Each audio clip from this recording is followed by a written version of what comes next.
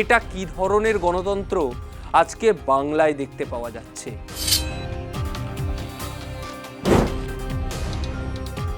এটা রাজনীতির জন্য সত্যি নিন্দাজনক। নমস্কার, আপনাদের সবাইকে স্বাগত জানিয়ে শুরু করছি আজকের এক নতুন প্রতিবেদন। একদিকে রাজ্যে পালাবদলের পরবর্তী সময় একের পর এক কাউন্সিলর, বিধায়ক তারা গ্রেপ্তার হচ্ছেন। একের পর এক কাউন্সিলর, তাদের বিরুদ্ধে বিভিন্ন ধরনের অভিযোগ আসছে। কিন্তু তৃণমূলের যে সূত্রপাত বা বলা যায় তৃণমূলের যুবরাজ অভিষেক বন্দ্যোপাধ্যায়, তার আদর্শেই তো সবাই চলছেন।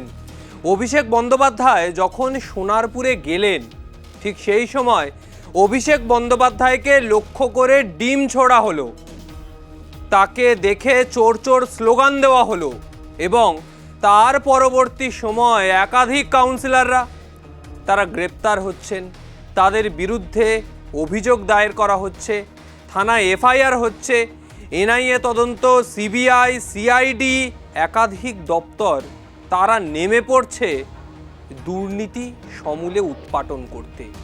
আর এই পরিস্থিতিতে দাঁড়িয়ে তাদেরকেও লক্ষ্য করে এবার ছোড়া হচ্ছে সেই ডিম ছোড়া হচ্ছে সেই সমস্ত কাউন্সিলর, বিধায়কদের লক্ষ্য করে। কিছুদিন আগেই শওকত মোল্লা তিনি গ্রেপ্তার হলেন। কামালগাছি থেকে পুলিশ ধাওয়া করলো, করে আস্তে আস্তে গ্রেপ্তার হলেন রুবির মোড়ে। এত দাপুটে নেতা দুদিন ধরে পালিয়ে বেড়াচ্ছিলেন, কখনো চুনাখালী, কখনো গোসবা, কখনো সোনারপুর, কখনো বাসন্তী, বিভিন্ন জায়গায় তিনি পালিয়ে বেড়াচ্ছিলেন।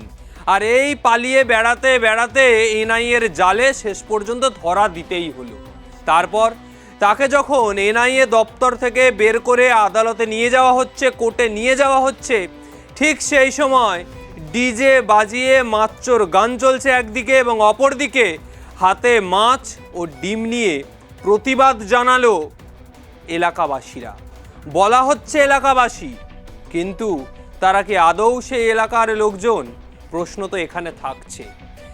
ঠিক তারপরই দেখতে পাওয়া গেল বাপ্পাদিত্য দাশগুপ্ত, নামটা আগে উঠেছে, পাটুলি অঞ্চলের দাপুটে নেতা এই বাপ্পাদিত্য দাশগুপ্ত। একেবারে কেকে দাস কলেজের পিছনেই তার বাড়ি। বাপ্পাদিত্য দাশগুপ্তকে ঘিরে বিভিন্ন অভিযোগ, জমি দুর্নীতি, জমি কেলেঙ্কারি, জমি জবরদখল, লুটপাট, তোলাবাজি, ভয় দেখানো, ধমকানো, চমকানো, সেসব তো লেগেই আছে, এটা নতুন করে বলার কিছু না। কিন্তু পার্থ চট্টোপাধ্যায় যখন গ্রেপ্তার হলেন, ঠিক সেই সময় নাম উঠে আসলো এই বাপ্পাদিত্য দাশগুপ্তর। এই বাপ্পাদিত্য দাশগুপ্তের নাম সেই সময় প্রথম প্রকাশ্যে আসলো যে কোনো দুর্নীতির সাথে তিনি যুক্ত। তারপরে বেশ কয়েক মাস তিনি পলাতক, তাকে আর খুঁজে পাওয়া গেল না। তারপর আবার সেই বাপ্পাদিত্য দাশগুপ্ত, এবার তোলাবাজি সহ বিভিন্ন অভিযোগে এই বাপ্পাদিত্য দাশগুপ্তকে গ্রেপ্তার করা হলো, রাখা হলো পাটুলি থানায়।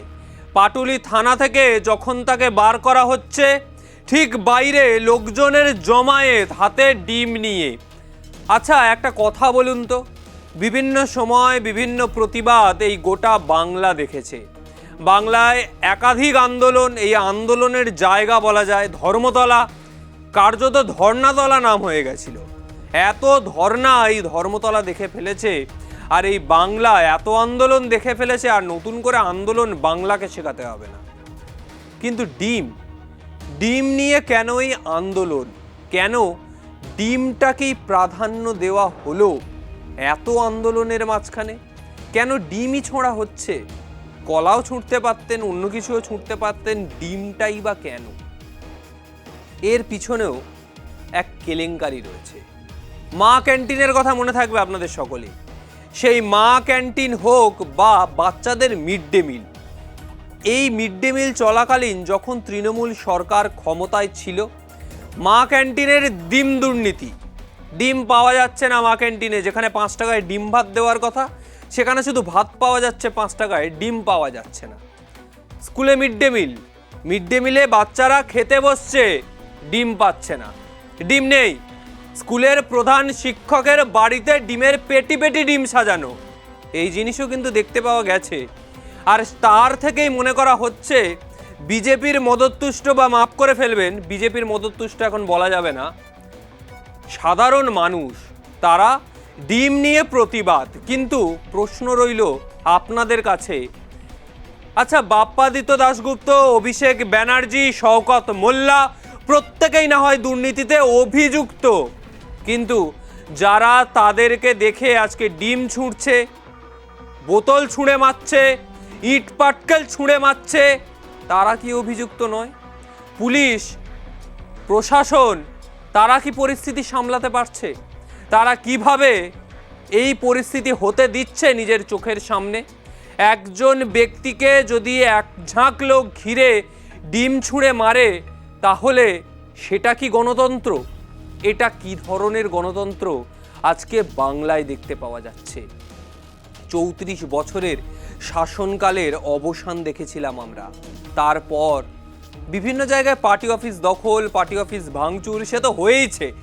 34 বছর পরও হয়েছে, 15 বছর পরও হচ্ছে, এটা নতুন নয়। কিন্তু কোনো সিপিএম নেতাকে দেখে ডিম ছুঁড়ে মারা হয়নি। এটা রাজনীতির জন্য সত্যি নিন্দাজনক। ফলে আজকের মতো বিদায় নিচ্ছি। বর্তমান সময়ের রাজনীতি যে ডিম রাজনীতিতে চলে এসছে, এটা স্পষ্ট।